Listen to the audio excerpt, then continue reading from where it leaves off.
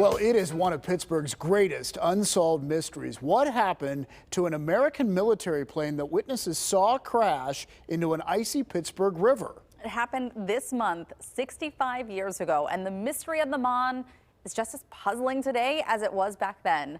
Heinz History Center President and CEO Andy Masich is here to tell us how a big B-25 bomber goes missing. You know, it was January 31st, 1956, that a Mitchell bomber flying out of Nevada, Nellis Air Force Base, en route to Harrisburg, Pennsylvania to pick up some parts.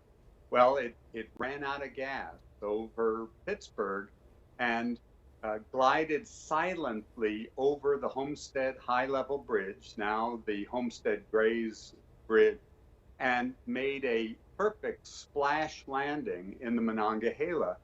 It floated for 11 minutes and the 6 crew members got out on the wings, but after floating for about 11 minutes, about 2 miles, it finally slipped into the gray water. It was 34 degrees that day, and the plane has never been seen again. And part of the mystery of this, I think, Andy, is there are sort of some conspiracy theories about, like, well, why did the plane go missing? What was on board that plane? Did they get it out in the middle of the night somehow? I mean, there was a search for the plane pretty soon after the crash, right? That's right, David. And remember, this is the height of the Cold War in the 1950s, and people are paranoid anyway. Kids are hiding under their school desks and, stop and covering. People are building fallout shelters in their backyards. So that's the environment in which this happened. So conspiracy theories started almost immediately. Andy, tell me about how the Heinz History Center a couple years ago worked to get involved in this. Well, we worked closely with the B-25 Recovery Group, which is a group of volunteers who were determined to figure out this mystery.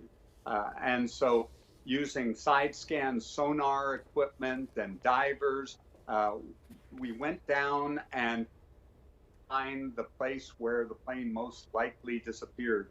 And there is a place between the Glenwood Bridge and the Homestead Bridge that there's a deep depression. There was an icebreaker there in the 1940s. In the old days, they'd scoop out the river gravel, they'd drive piles, and then they'd fill this sort of bastion of piles with gravel, and that would break up the ice that would come floating down the river in the wintertime.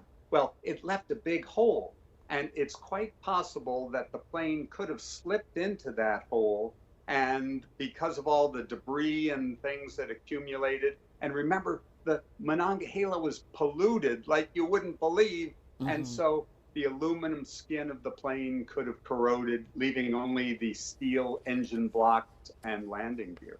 Interesting. It's very interesting, and it's why we continue to be fascinated by it. Andy, thank you so much for joining us to tell us about it again. You bet, and if you've got those stories, if there are any memories in your families, we'd love to hear them at the Heinz History Center, and maybe we can put the pieces of this puzzle together.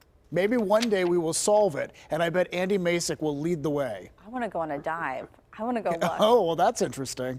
All right, thanks again. Andy Masich, President and CEO of the Heinz History Center and regular PTL contributor. Thank you so much for being with us.